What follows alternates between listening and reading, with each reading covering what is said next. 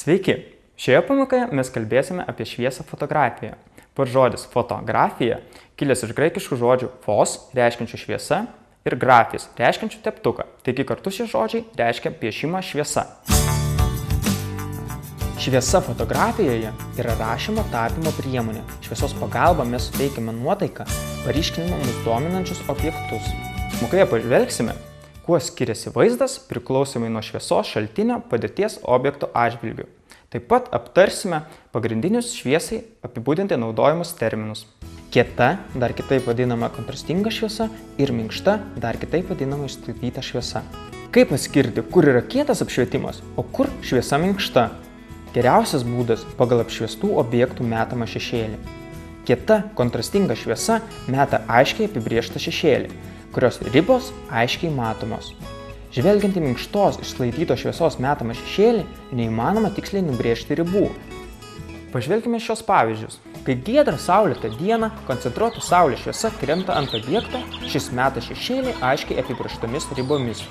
Tai yra kietos kontrastingos šviesos pavyzdys, bet jei atplaukia debesis, saulės šviesa tampa nebekoncentruota, o išsklaidyta. Saulės šviesa ant objekto krenta iš įvairių krypčių debesų propėšose. Kitaip tariant, atsiranda daug šviesos šaltinių arba taškų, iš kurių sklinda šviesa. Dabar galime sakyti, kad šviesa ant objekto krinta žymiai platesnių spektrų arba spindulių, taigi šviesa krenta netvarkingai, o iš daugelio šaltinių, tuo pačiu ir ant šešėlio. Tai minkštos išsklaidytos šviesos pavyzdys. Norint pateikti fotografuojamą objektą ryškų, dinamišką ir dramatišką, siūloma naudoti kietą, kontrastingą šviesą. Kontrastingoje šviesoje objektas turi ryškias šviesias vietas ir daugelių šešėlių, išryškėja faktūra. Norint nuotraukai įkvėpti ramybės, švelnumo, paslėpti faktūrą, naudojame minkštą išsklaidytą šviesą. Tuomet vaizdas bus ramus, be ryškių šviesos ar šešėlio dėmių. Spalvų kontrastas nebus toks akivaizdus. Dabar studijoje pažvelkime, kaip keičiasi vaizdas priklausomai nuo šviesos krypties objekto atžvilgiu.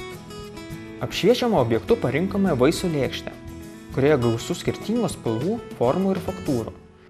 Norėdami akcentuoti objekto tūrį ir formą, šviečiame iš šono. Kai objektas apšviestas iš šono, tuomet išryškėja faktūros, atvaizdas tampa ryškesnis, išraiškingesnis. Kreipkite dėmesį, kaip naudojant šoninę šviesą išryškėjo vazos faktūrinės detalės, vaisių tūris. Tačiau šviesai sklindant iš šono, taip pat susiformuoja ir gilūs šešėliai, kurie kartais yra nereikalingi. Norint akcentuoti objekto spalvą, naudojame apšvietimą iš priekio. Tiesioginis apšvietimas paryškina daikto spalvą, bet tokiu būdu apšviestas objektas atrodo plokščias, mažiau jaučiasi jo faktūra ir forma. Atkreipkite dėmesį į išnykusias vazos faktūrinės detalės.